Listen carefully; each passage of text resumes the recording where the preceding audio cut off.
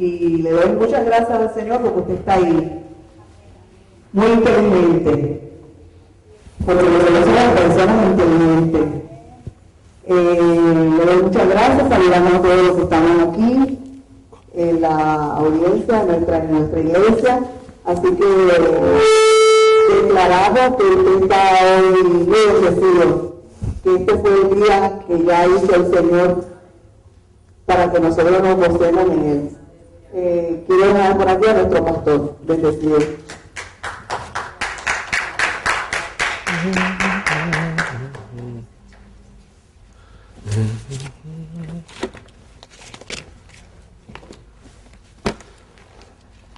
Bien, vamos al negocio.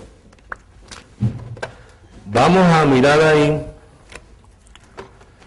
en Efesios capítulo 2.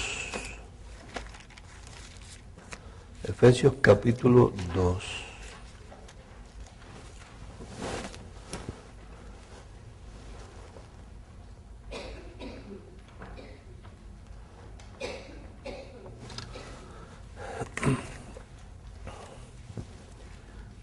Y hoy es uno de esos días que me gustaría que usted tuviera su Biblia en mano y leyera. Que no tratara de memorizar todo lo que vamos a leer, porque vamos a leer cosas que yo espero que a usted se le excite el espíritu como se me excitó a mí. Lo peor que usted puede hacer es venir a una conferencia o una enseñanza como esta y no traer Biblia. Te hace daño, se te olvida, no se te graba, porque está visto que cuando tú lees y oyes al mismo tiempo se te graba. Oírlo solamente no es suficiente. Ya tienes ahí Efesios 2, ok. Entonces tú lo guardas ahí. Tú lo guardas ahí. En lo que vamos a mirar, pones un dedito ahí. Vamos a mirar donde estuvimos la semana pasada en el libro del profeta Amós, capítulo 3. Capítulo 3, y vamos a mirar también hoy en el libro del profeta Ezequiel. Ezequiel y Amós. Yo espero que tú lo encuentres. No tenemos prisa.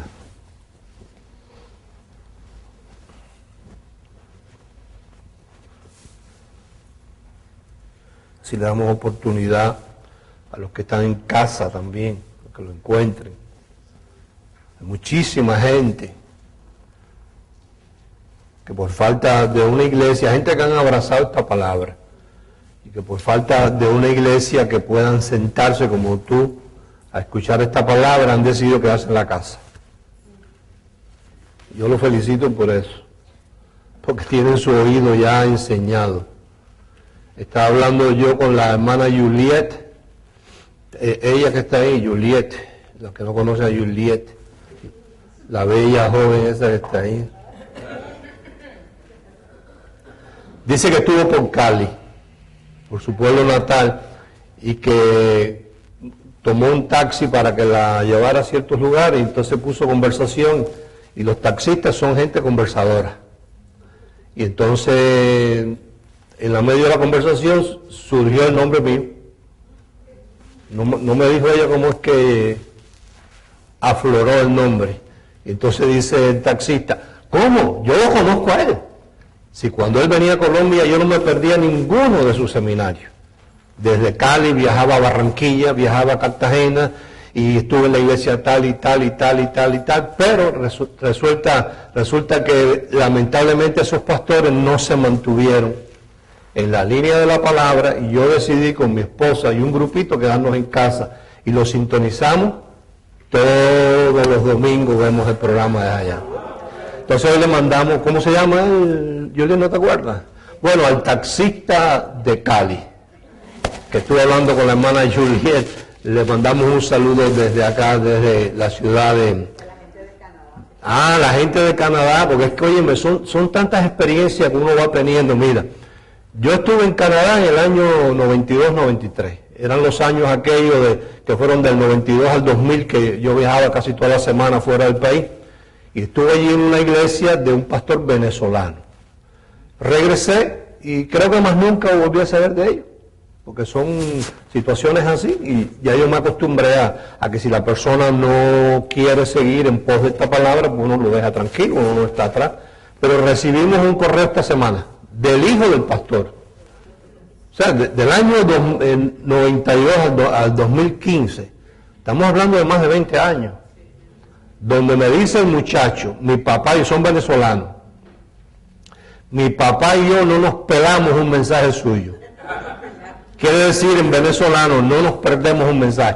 Después de 20 años, ¿sabes la cantidad de gente? Yo en estos días estaba diciendo, bueno, verdaderamente yo no me siento conforme con lo que he visto por el trabajo que he realizado, pero me siento satisfecho. Porque por ahí hay un reguero de semillas y de palabras que bueno, hemos hecho un trabajo, ya tú ves, de Canadá, de California, de Cali, donde quiera que hemos estado, siempre hemos dado una semilla ahí sembrada. Así que en esta tarde saludamos a toda esa gente bella que nos sintoniza. Bien, estamos en Amós. Bien, el profeta Amós dijo esto en el capítulo 3, verso 7. Porque no hará nada el Señor sin que revele su secreto a sus siervos los profetas. Quiere decir que todo lo que... Estamos hablando de profecía del corazón de Dios y de su plan. No estamos hablando de lo que lamentablemente el ministerio profético de hace unos años para acá se ha convertido en algo con tanta falta de integridad, donde algunos toman el papel de profeta para estarle profetizando quién va a ser el presidente de Ecuador o quién va a ser el presidente de Estados Unidos. No es eso de lo que Dios habla. El profeta lo que anuncia es el plan que Dios tiene para el futuro y corrige a la gente de su tiempo para que ellos vayan entendiendo que viene un tiempo donde que lo que está establecido aún por Dios, Dios deja de tratar con la gente de esa manera para empezar de otra. Quiere decir que nada de lo que ha sucedido en cuanto al plan de Dios se refiere, desde los tiempos de Jesús, que es donde marca la pauta, hasta estos días, tenía que haber cogido de sorpresa a nadie. Porque todo lo que sucedió que marcó pauta, y una de las pautas esas fue cuando Dios dice ahí, a través de Juan, he aquí el Cordero de Dios que arranca el pecado del mundo, no tenía por qué haber tomado de sorpresa a nadie, porque ya eso lo había dicho el profeta Zacarías un montón de años antes. He aquí que viene un día donde Dios arrancará el pecado. Quiere decir que una cosa es que ellos no hayan querido oírlo y otra cosa es que Dios lo haya anunciado ya. Bien, en Ezequiel capítulo 2, esta es la experiencia de cada uno de los profetas, preste atención. Me dijo, hijo de hombre, ponte sobre tus pies y hablaré contigo. Y luego que me habló, entró el Espíritu en mí. Y me afirmó sobre mis pies y oí al que me hablaba. Y me dijo, hijo de hombre, yo te envío a los hijos de Israel, a gentes rebeldes, que se rebelaron contra mí, ellos y sus padres se han rebelado contra mí hasta este mismo día. Yo pues te envío a hijos de duro rostro y de empedernido corazón, y les dirás, así ha dicho el Señor Dios, ¿acaso ellos escuchen? Pero si no escucharen, porque son una casa rebelde, siempre conocerán que hubo profeta entre ellos. O sea, que el trabajo del profeta no consiste en anunciar y seguir anunciando porque la gente reciba y aplauda o no. O sea, escuchen o no escuchen, el trabajo del profeta es anunciar lo que Dios le dice que anuncie. Dice más adelante, y tú, hijo de hombre, no les temas, ni tengas miedo de sus palabras, aunque te hallas entre zarzas y espinos, y moras con escorpiones, no tengas miedo de sus palabras, ni temas delante de ellos, porque son casa rebelde. Oído, les hablarás, pues, mis palabras, escuchen o dejen de escuchar, porque son muy rebeldes. Mas tú, hijo de hombre, oye lo que yo te hablo. No seas rebelde como la casa rebelde. Abre tu boca y come lo que yo te doy. Y miré, y aquí una mano extendida hacia mí, y en ella había un rollo de libro. Y lo extendió delante de mí, y estaba escrito por delante y por detrás. Y había escritas en él endechas y lamentaciones y ayes. Endechas son expresiones de tristeza o de luto. Me dijo, hijo de hombre, come lo que hayas, come este rollo, y ve y habla a la casa de Israel. Y abrí mi boca y me hizo comer aquel rollo. Y me dijo, hijo de hombre, alimenta tu vientre y llena tus entrañas de este rollo que yo te doy. Y lo comí, y fue en mi boca dulce como miel. Y luego me dijo, hijo de hombre, ve y entra a la casa de Israel y habla a ellos con mis palabras. Porque no eres enviado a pueblo de habla profunda ni de lengua difícil, sino a la casa de Israel. No a muchos pueblos de habla profunda ni de lengua difícil, cuyas palabras no entiendas. Si a ellos te enviara, ellos te oyerán. Mas la casa de Israel no te querrá oír, porque no me quiere oír a mí. Porque toda la casa de Israel es dura de frente y obstinada de corazón. He aquí, yo he hecho tu rostro fuerte contra los rostros de ellos, y tu frente fuerte contra sus frentes. Como diamante más fuerte que pedernal he hecho tu rostro. No los temas ni tengas miedo delante de ellos, porque son casa rebelde. Quiere decir que el mensaje o el trabajo del profeta es simplemente anunciar lo que Dios le dice que anuncie. Escuche a la gente o no escuche, hagan caso o no hagan caso. Todo el plan de Dios consiste en que cuando llegue el momento ellos no tengan excusa para decir no lo sabíamos, sino que ya estaba anunciado por Dios. Ahora vaya conmigo a Efesios capítulo 2 y mire lo importante que es este ministerio profético.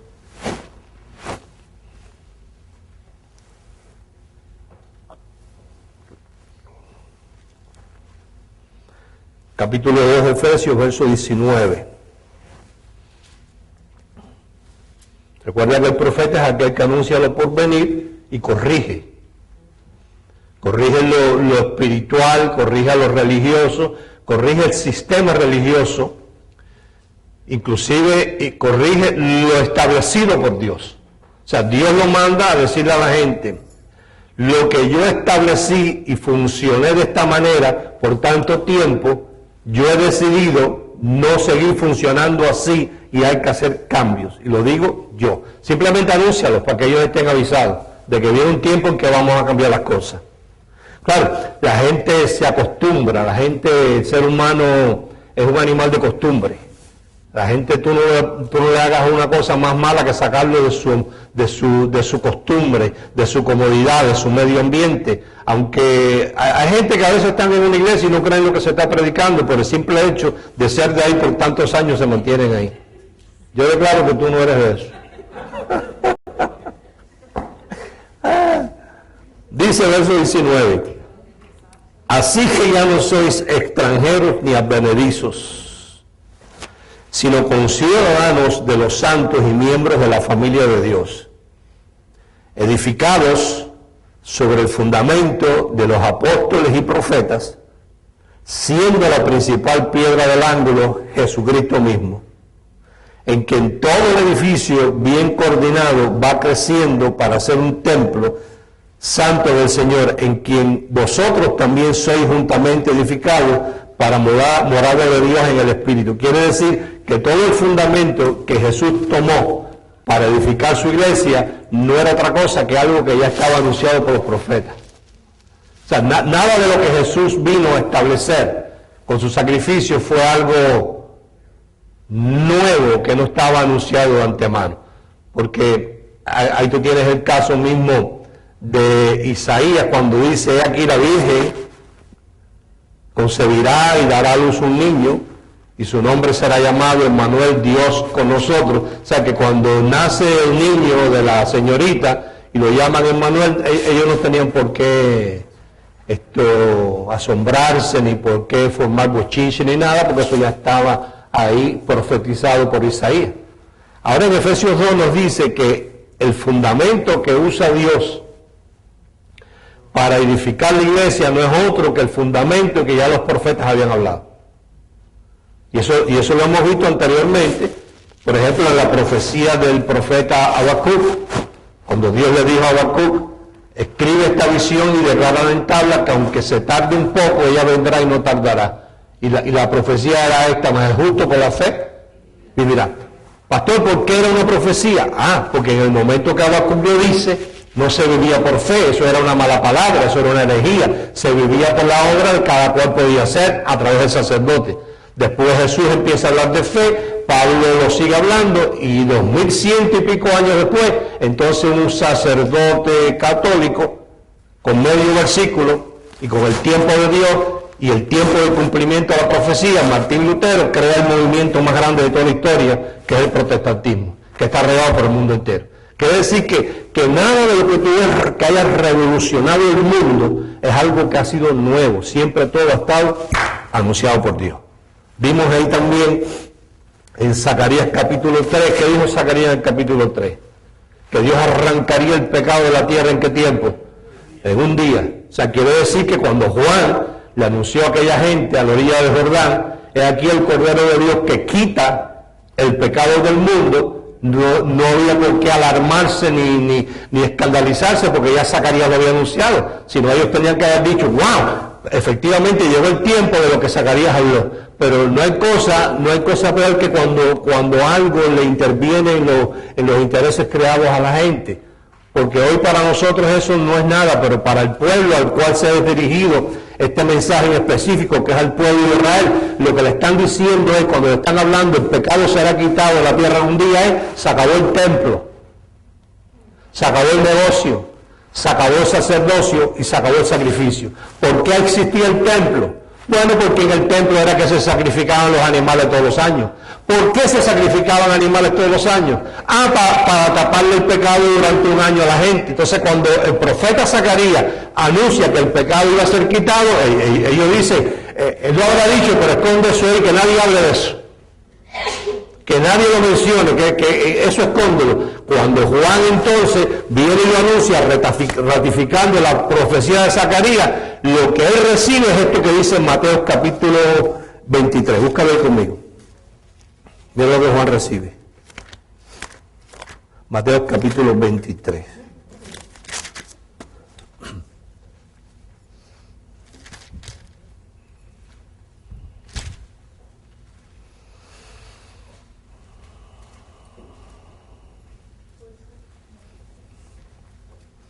En el verso 29 y 29 y 30 y 31 dice, esto es Jesús hablándole a los sacerdotes, a los escribas y fariseos de su época: ay de vosotros, escribas y fariseos,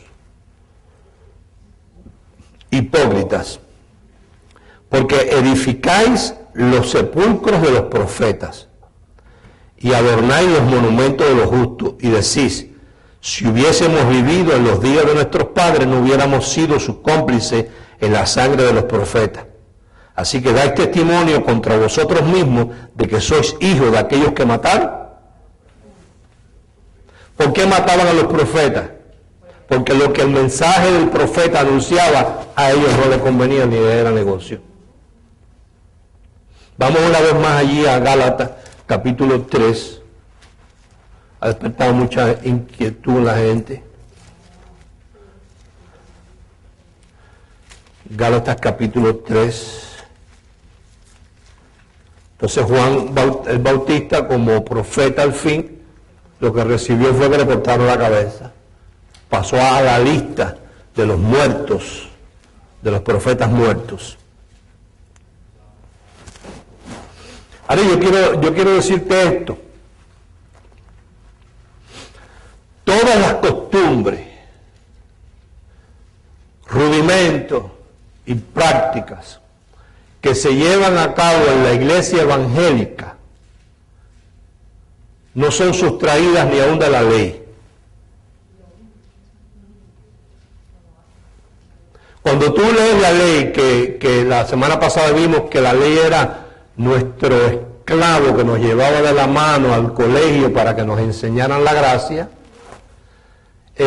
cuando vemos allí, tú no vas a encontrar, por ejemplo, el bautismo de Juan, tú no lo encuentras en la ley. En los 613 mandamientos ceremoniales, eso no aparece.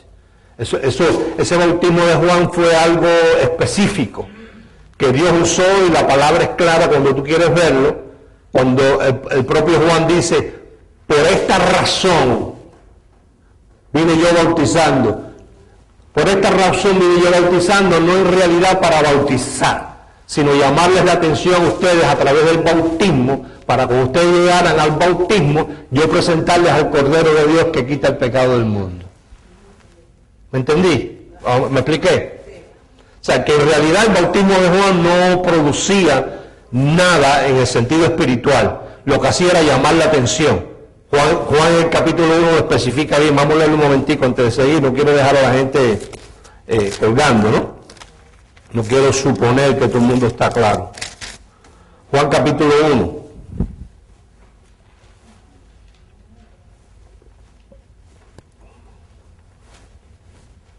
Y esto te ayuda a explicarle a tus muchachos cuando van creciendo, porque tú no sabes hasta qué tiempo van a estar a tu lado, ¿no? Juan capítulo 1.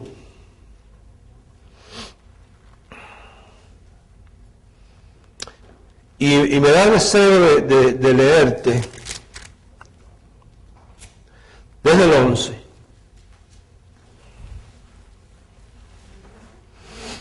Desde el 11, una revelación que hay ahí por una letra mal cuidada o descuidada, una letra.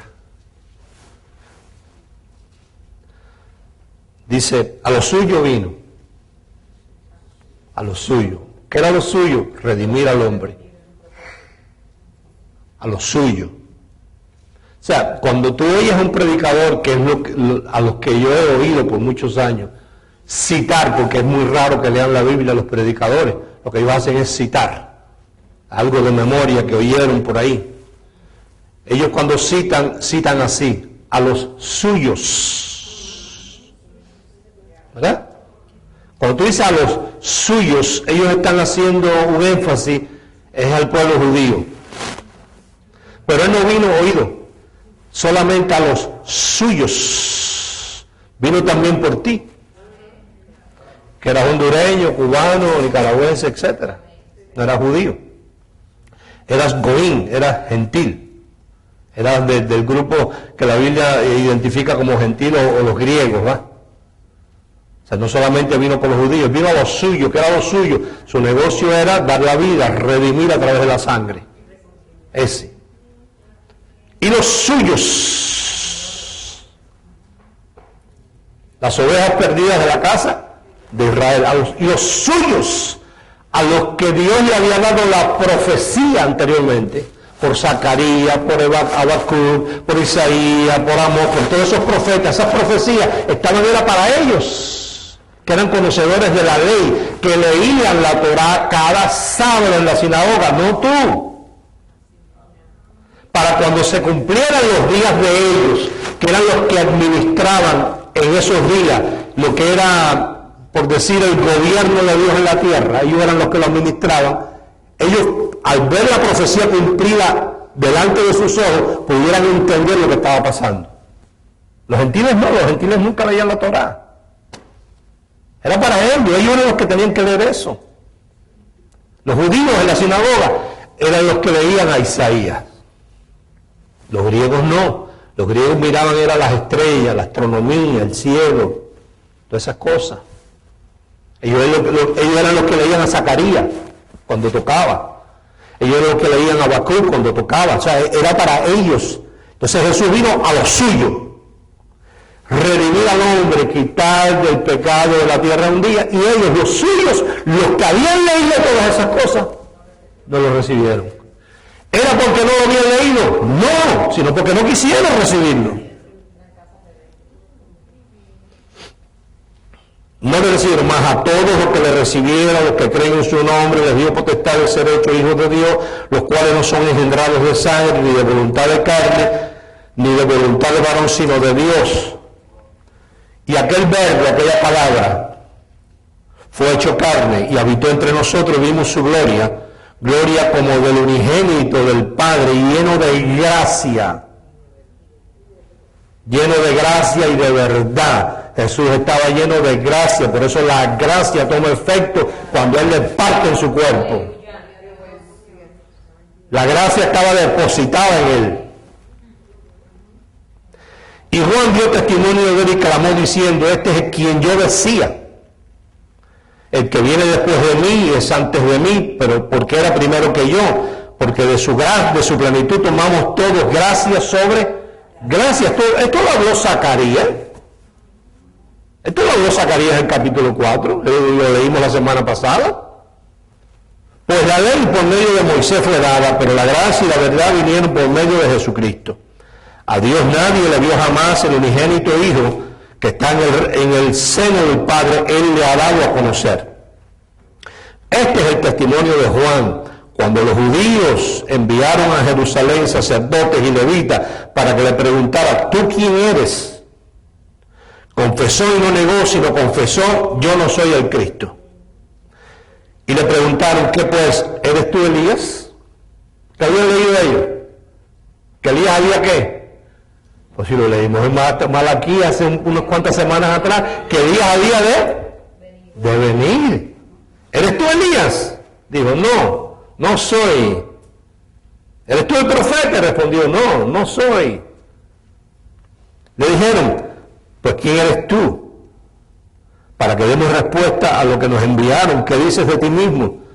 Dijo, yo soy el que ustedes han leído otras veces. ¿Quién eres? Yo soy, si lo dice Isaías. Yo soy la voz de uno que clama en el desierto. Enderezar el camino del Señor, como dijo el profeta. ¿Qué le está diciendo él? Ustedes no han leído Isaías. Porque Isaías fue hecho para ustedes.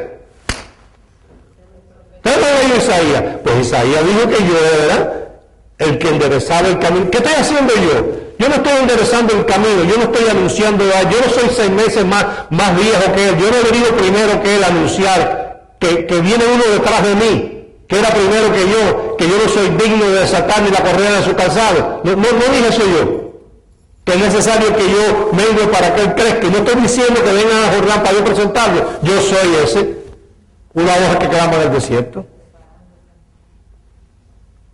Y los que habían sido enviados eran de los fariseos. Le preguntaron y le dijeron, ¿por qué pues bautizas si tú no eres el Cristo, ni Elías, ni el profeta? Juan le respondió diciendo, yo bautizo con agua. Ese es mi bautizo, agua. Mas en medio de vosotros está uno en quien vosotros no conocéis todavía. ¿Lo conocían? No. Este es el que viene después de mí, el que es antes de mí, del cual yo no soy digno de desatar la correa del calzado. Estas cosas sucedieron en Betábara, al otro lado de Jordán, donde Juan estaba bautizando. El siguiente día vio Juan a Jesús que venía a él y dijo, ¿qué dijo? He aquí el Cordero de Dios que arranca, que quita el pecado del mundo. ¿Era nuevo? No era nuevo. ¿Quién lo había dicho? Zacarías. Dicho. ¿Lo había leído? Claro que sí. ¿Qué hizo Juan? Bueno, Juan hizo lo mismo que Dios le dijo a Ezequiel que hiciera, que lo hablara, escucharan o no escucharan. Este es aquel de quien yo dije, después de mí viene un varón, el cual es antes de mí, porque era primero que yo, oído. Y yo no le conocía más para que fuese manifestado a Israel. Por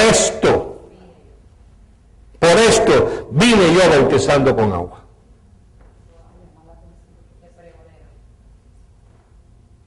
También dio Juan testimonio diciendo, vi al Espíritu que descendía del cielo como paloma y permaneció sobre él, y yo no le conocía, pero el que me envió a bautizar con agua, ¿a quién envió a bautizar con agua? A Juan. sobre quien vea descender el Espíritu y que permanece sobre él, este es el que bautiza con el Espíritu Santo. Y yo le di y he dado testimonio de que este es el Hijo de Dios. Cualquier rudimento, cualquier costumbre que tú veas dentro de la iglesia evangélica, eso no nace ni del judaísmo. Por ejemplo, cuando tú ves en estas iglesias evangélicas que le ofrecen a la gente, creo que una vez al mes, una vez a la semana, no sé cómo es la historia hoy en día, lo que llaman ellos la Santa Cena, ¿de dónde copian ellos eso?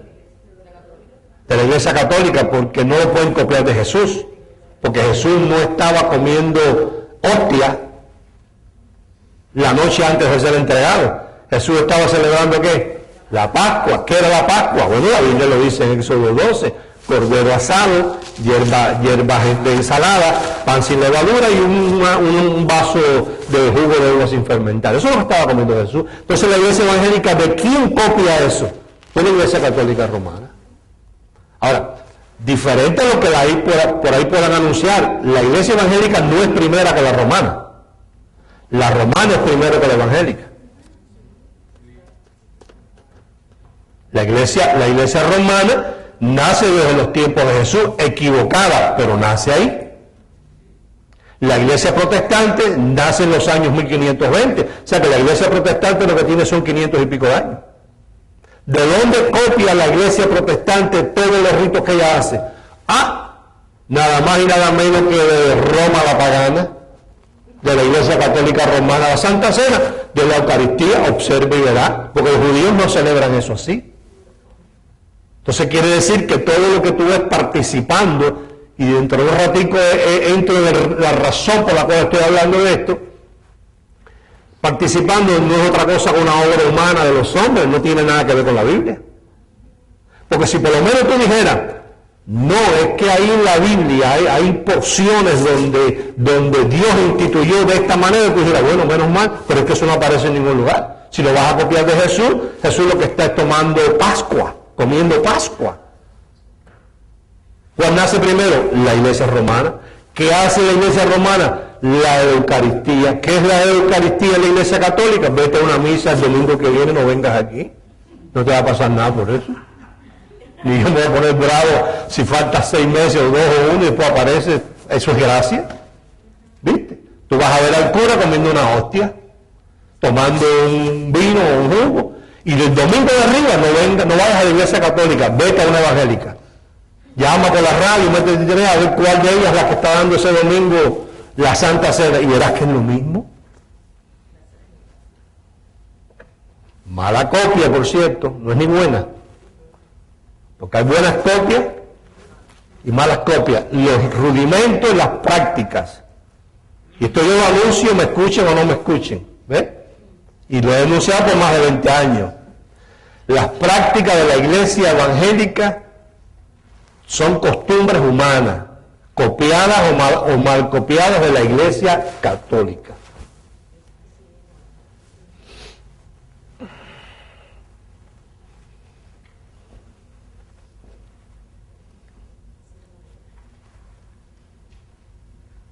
Esa es la Santa Cena, la copia de la Eucaristía, donde el cura dice que el cuerpo de Cristo es la hostia, y donde el evangélico dice, ya ellos también usan, porque a veces son iglesias grandes y no pueden estar picando pan, ni dando galletitas, la compran en las librerías cristianas y compran el vasito, ya viene con el vino adentro, el juguito y todo, ya viene preparado, ¿viste?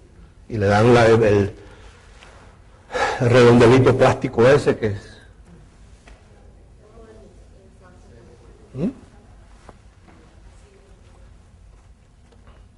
Claro, tú vas al ayuno igual, Dios no en ningún lugar, o sea, los judíos inventaron, los hombres inventaron el asunto del ayuno, porque Dios nunca, Dios más bien en Isaías 58 les reprende a ellos diciendo, ese no es el ayuno que yo escogí. El ayuno que yo escogí es que tú partas el pan con el hambriento. Ahí está. ¿De dónde sacan ellos eso?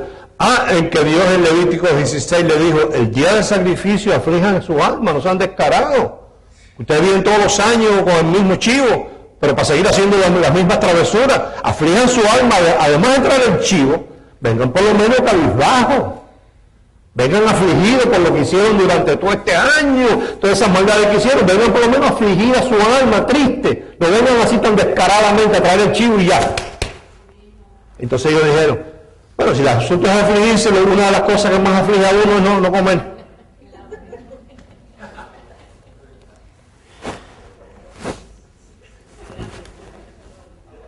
Y hoy en día está de moda, me dijo el hermano, no voy a decir tu nombre, el ayuno de quién, de Daniel. Eso es la gente que está en la dieta. Ayuno de caramelo, no vamos a comer dulce por una semana, estamos ayunando. Estamos a caldo y jugo y fruta y ensalada. Ah, te metiste a vegetariano,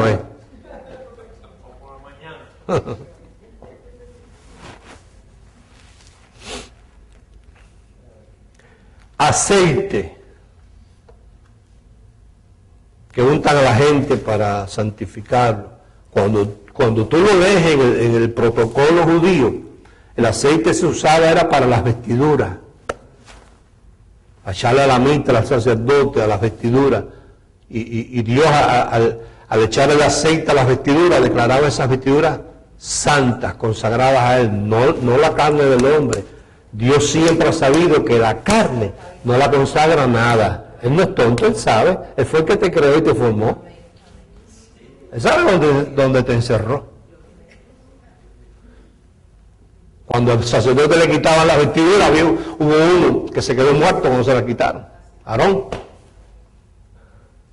Entonces, ese untamiento de aceite que tú ves en esa iglesia evangélica, eso es costumbres y rudimentos humanos, no es ni de la Biblia. Entonces, yo no sé si a ti te llama la atención una de las costumbres más fuertes de la iglesia evangélica, el infierno.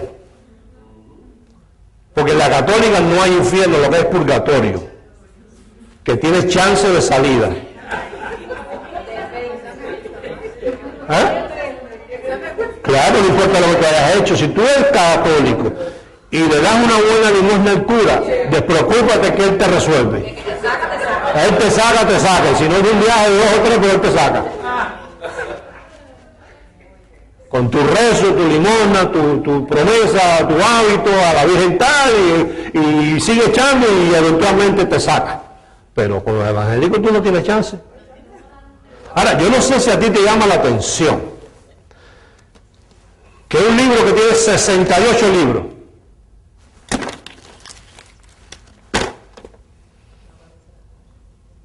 nada más te he mencionado la palabra infierno 9 veces.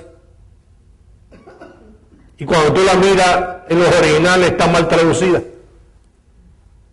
Porque en cuanto a ese castigo temporal que existía, no era infierno como Gehenna, que es su traducción al griego, sino es el Hades, que era un castigo temporal, diga conmigo, hasta. ¿Tú sabes que estaban esa gente ahí? Diga conmigo, encerrados. Estaban encerrados en el Hades. Oído, como nosotros estaban encerrados en el seno de Abraham. Diga encerrado. Pero encerrado no vale, no sirve. Porque si el Hijo te libertare, serás verdaderamente ¿qué? Libre, no encerrado. Entonces el seno de Abraham estaba ahí con un propósito, para aquellos que se justificaban según la ley, estuvieran encerrados un tiempo, hasta que viniera la simiente. Y los que estaban en el Hades eran los que no le habían dado tiempo a justificarse, que estaban ahí encerrados hasta que viniera la simiente. Entonces, todo eso son costumbres, porque la Iglesia Católica entendió que si te mandaban al infierno no había negocio. No hay negocio. Pero purgatorio sí es negocio. Porque el purgatorio que se te saca con misa. Y la misa cuesta. La limosna, hermano.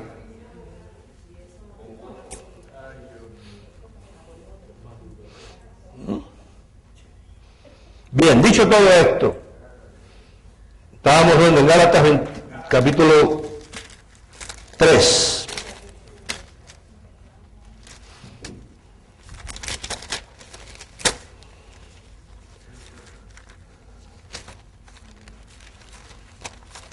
Mira que como tengo yo mi Biblia.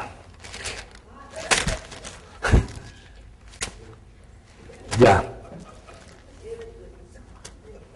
No encuentro cómo agarrar una nueva. Gálatas capítulo 3, vamos a leer el verso 17. En adelante.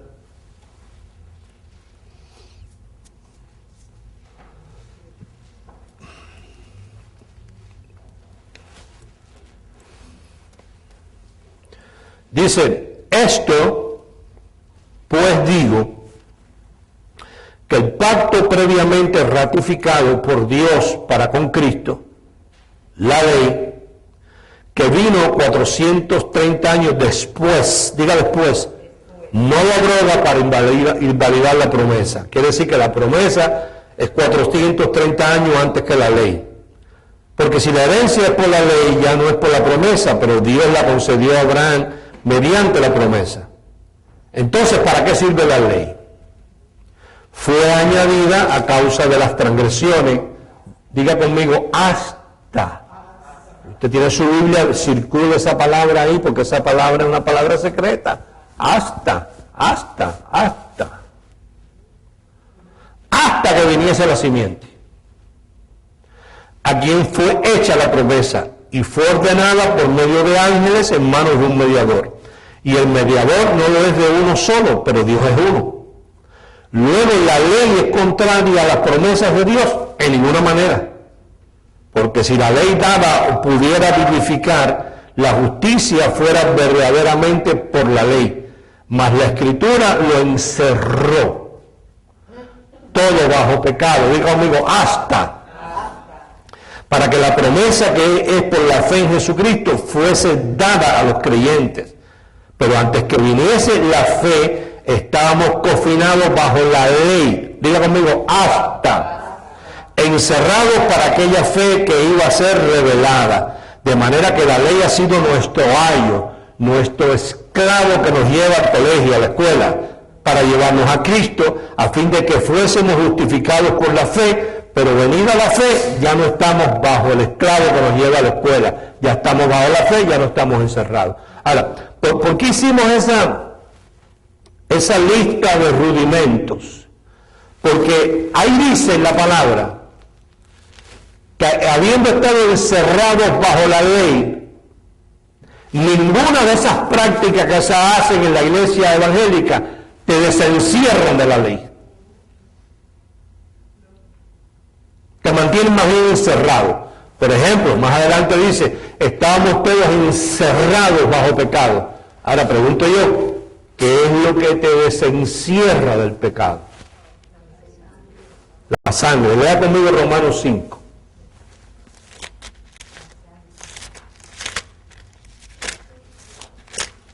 Romanos capítulo 5.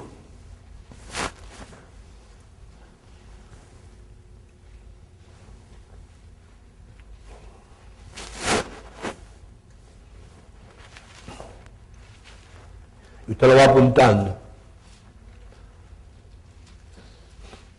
para que tenga su referencia. Romanos capítulo 5, verso 9.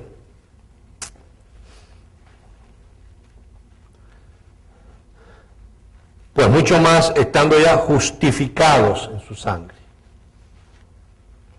Por él seremos salvos de la ira. Diga, la sangre me justifica.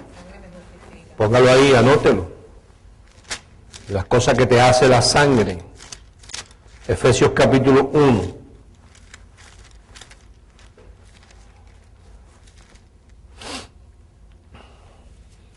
Verso 7.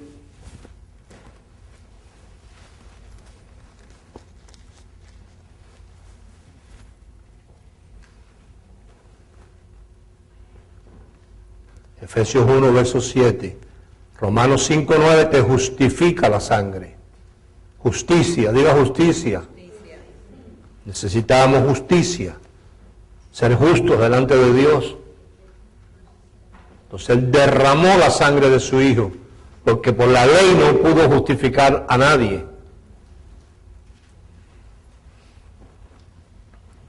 Efesios 1, verso 7 dice, en quien tenemos redención por su sangre, Redención es que nos volvieron a comprar, nos redimieron. ¿Qué es lo que te redime? La sangre. ¿Qué es lo que te desencierra del pecado? La sangre.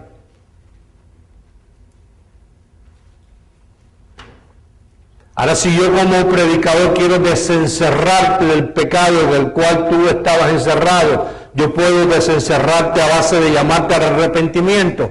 No. ¿De llamarte al altar o a la plataforma? No. ¿De amenazarte con el infierno? Tampoco. ¿De ofrecerte un bautismo en agua para que tus pecados se queden sepultados? Tampoco. Por eso la gente está encerrada. Por eso el evangélico vive en condenación constante. De un pestañazo están condenados. Ellos nomás están pensando, me voy para el infierno, me pierdo, se me pierde el alma, pierdo la salvación. Habla con un evangélico 5 minutos y te vas a dar cuenta que en todo lo que ellos piensan es en eso. Me voy a perder. Viene el Señor y me quedo. Me agarra el anticristo, me voy al infierno. ¿Por qué? Porque están encerrados en ¿qué? En pecado, porque lo que le han dado no los ha desencerrado. Si ellos les enseñan lo que produce la sangre, el conocimiento en la sangre, los hace libres y los desencierra. Primera de Juan, capítulo 1. ¿Apuntaste esa voz que te dije? Bien. Primera de Juan, capítulo 1.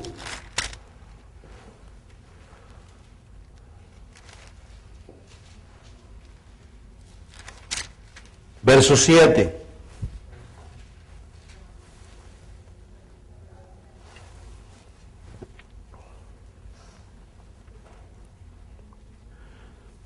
Dice, pero si andamos en luz, como Él está en luz, tenemos comunión uno con otro, y la sangre de Jesucristo, su Hijo, nos limpia de todo pecado.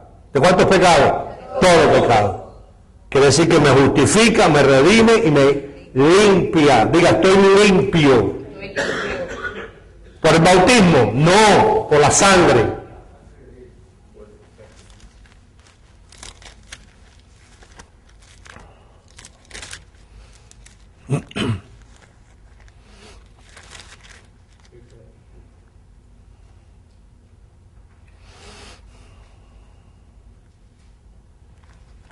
Romanos 3. ¿Apuntaste? Bien. Romanos capítulo 3, verso 24.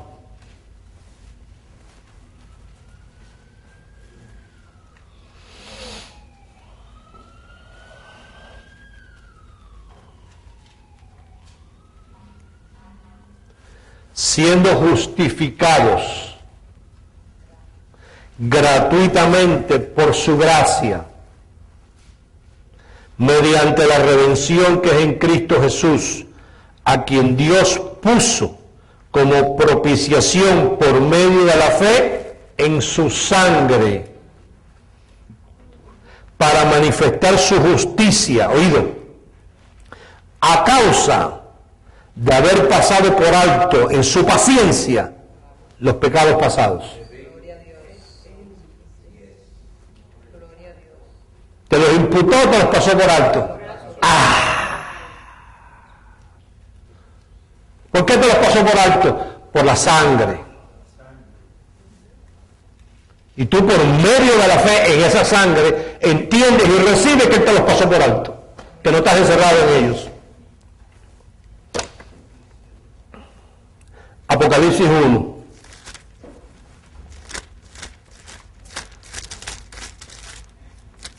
Ese es el problema que tienen los religiosos con nosotros, conmigo, que nosotros no hablamos de bobería ni de cosas que a mí se me ocurren, porque que vayan ellos contra esto. Que vayan contra esto. Que me digan que eso no es lo que dice ahí. 1, verso 5.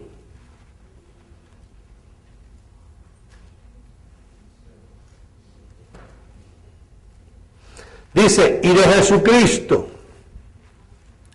el testigo fiel, el primogénito de los muertos y el soberano de los reyes de la tierra, al que nos amó y nos lavó de nuestros pecados con su sangre.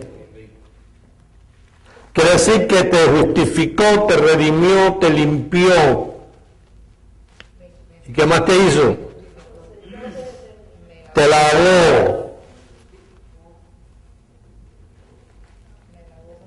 Fíjate que este mensaje en todo momento lo que hace es glorificar a Jesucristo. O sea, nosotros no estamos quitándole la atención a nadie de lo que es Jesús, su sacrificio, ni de Dios, ni del Espíritu Santo, para poner la atención en mí o en un libro ajeno. Este mensaje, a quien glorifica en todo momento y el que produce todo es Dios, por amor, no por nuestra obra. ¿Lo apuntaste? Bien, Apocalipsis 7. Y como dice la Biblia, te estamos dando varios testigos. Los testigos en este caso es la palabra, no uno ni dos.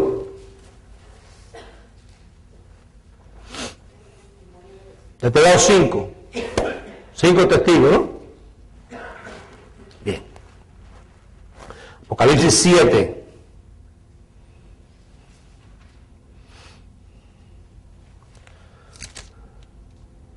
Verso 14.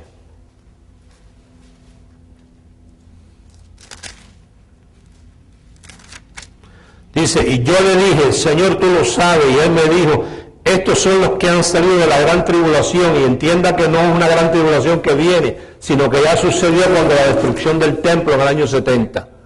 Y han lavado sus ropas y las han emblanquecido en la sangre del Cordero.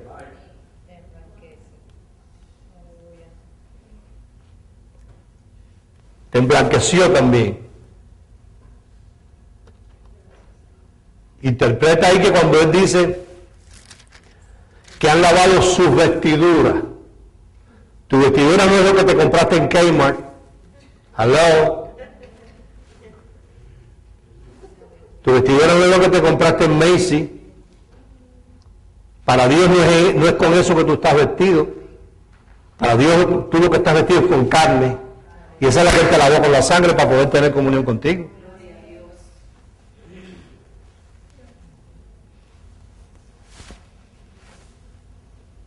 Entonces, ¿qué es lo que pasa en todas estas religiones protestantes evangélicas? Que mantienen a la gente encerrada. ¿Por qué? Mira, yo te voy a poner una ilustración que, como siempre, yo trato de poderme explicar bien. Diga conmigo, cada cosa tiene su cosa.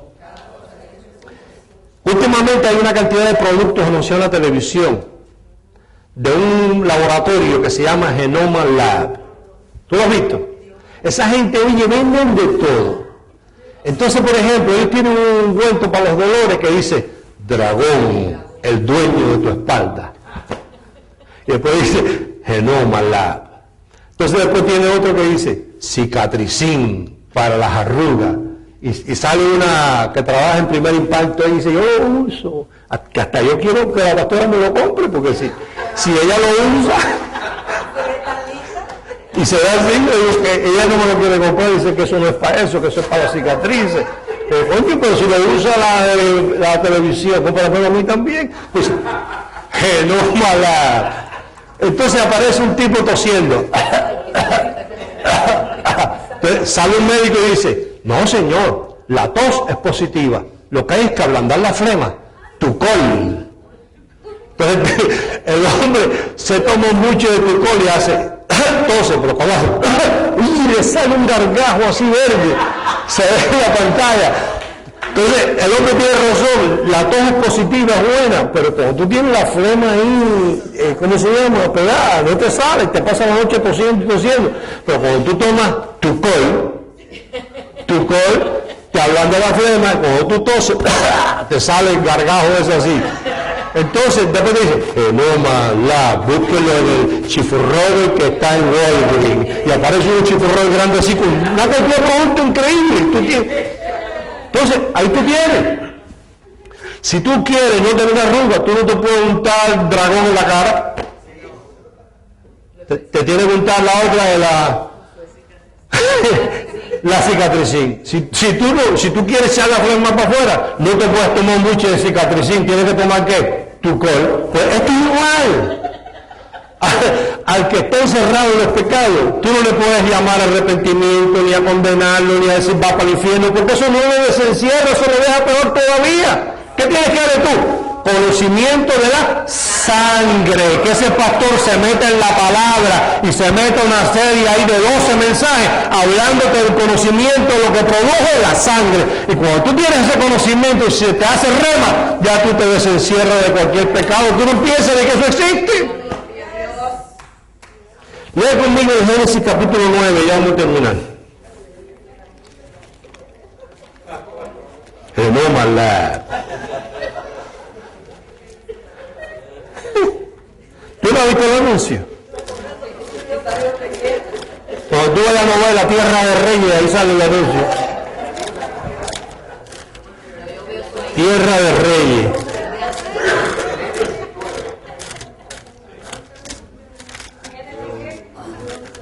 Génesis 9. Yo te voy a leer esto, tú lo lees conmigo y me dice un anuncio de qué es esto. ¿Un anuncio de qué?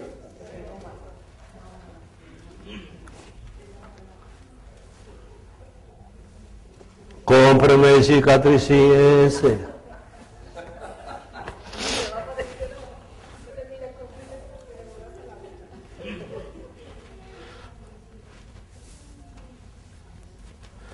Verso 20.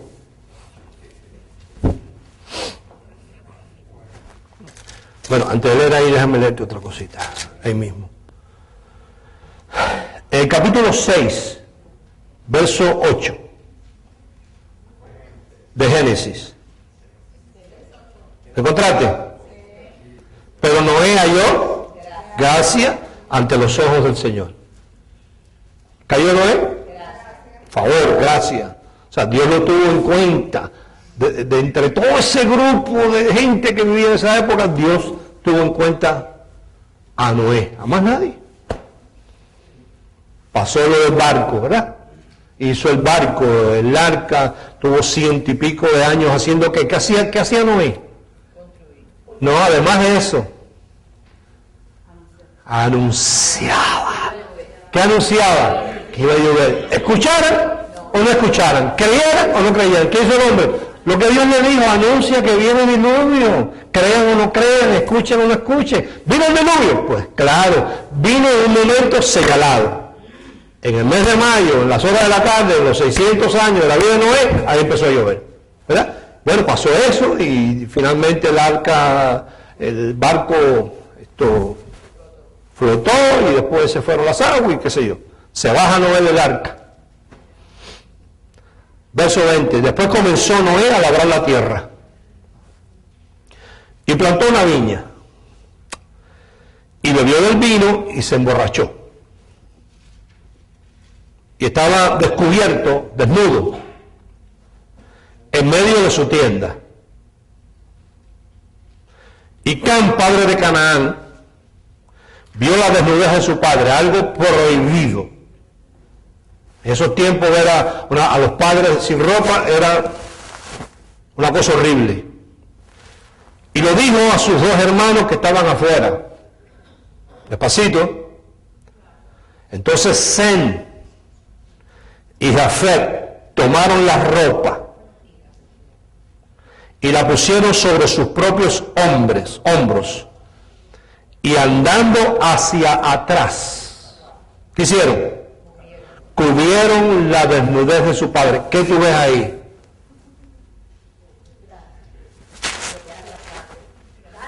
Gracia. ¿Y qué más? Sangre. ¿Cuál es la sangre? La vestimenta.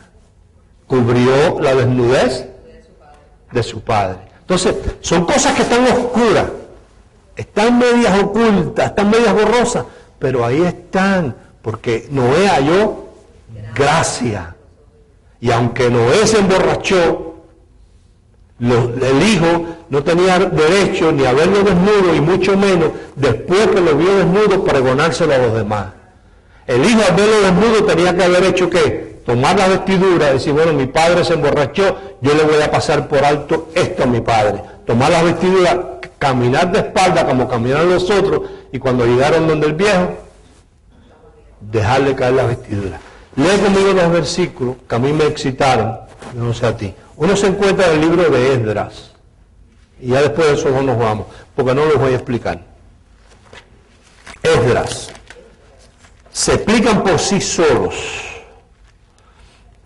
Esdras está por allá por...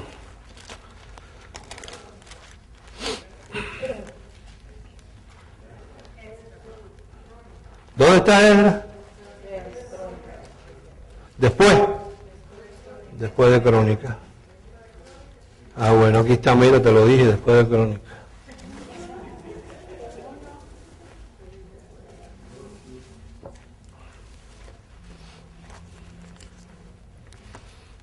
Y el otro está en Isaías 45.